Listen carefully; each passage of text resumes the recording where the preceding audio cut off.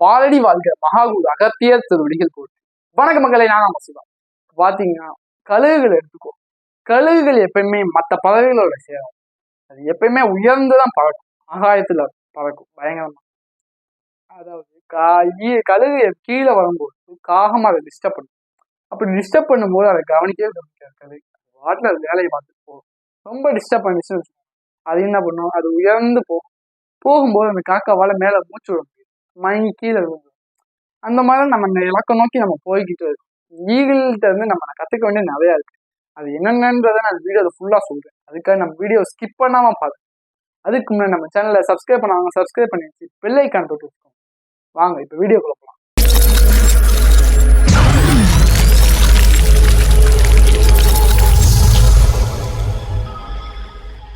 இப்போ பார்த்தீங்கன்னா கழுகிட்ட இருந்து கற்றுக்க வேண்டிய சிந்தனைகள் நிறையா இருக்கு நமக்கு. அது என்னன்னா 7 விஷயங்கள் நான் இப்போ சொல்லுவேன். அதை கண்டிப்பாக கடைபிடிச்சேன். நீங்களும் மோட்டிவேஷன் ஆகிட்டு சக்ஸஸ் ஆகும். அதை மறக்காம பாருங்க. என்னென்னு சொல்றேன். First one, fly to high. அதாவது ஈகிள் எப்பயுமே உயர்ந்து தான் பறக்கும். அதிகமான உயரத்துல மட்டும்தான் பறக்கும். அந்த மாதிரி பறக்கும்போது அதனால அந்த இடம்னா ரொம்ப ஃப்ரீ ஜோனா இருக்கும்.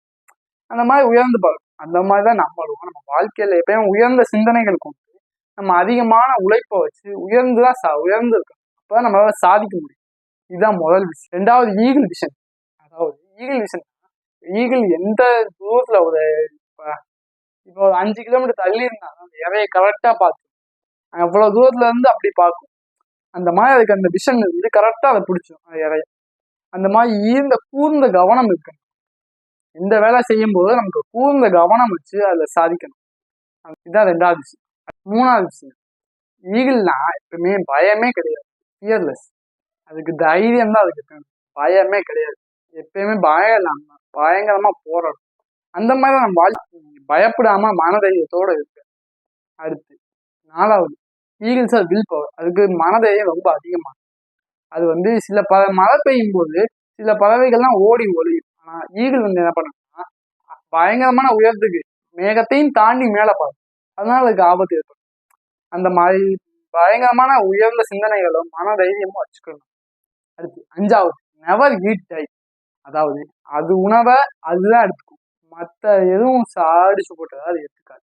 அது உணவை அதுதான் எடுத்துக்கும். அந்த மாதிரி ஒரு குறிக்கோள் வச்சு நம்ம வாழ்க்கையில செய்யணும். நமக்கான வெற்றி நம்ம தான் எடுத்துக்கணும்.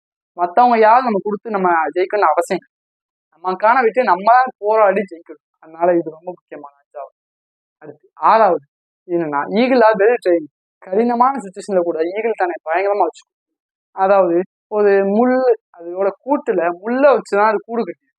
ஏன்னா அப்பதான் அதோட குஞ்சுகள் ரொம்ப நாள் கூட்டுல இருக்காம பறக்கும் அப்படின்னு. அந்த மாதிரி கடினமான நேரத்துல நான் வாழ கத்துக்கும்.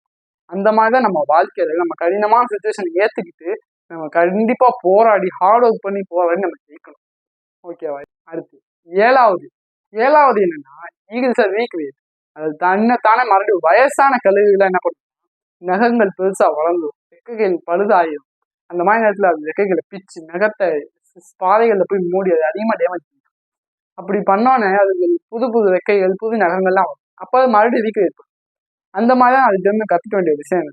எவ்வளவுதான் தோத்து அடி வாங்கி போனாலும் இப்போ நம்மளை மறுபடியும் ரீக்ரியேட் பண்ணி நம்ம ஜெயிக்க நம்ம போராடுறோம். இப்போ அது மாதிரிதான் நம்ம ஈகிள்கிட்ட இருந்து கத்துக்க வேண்டியது.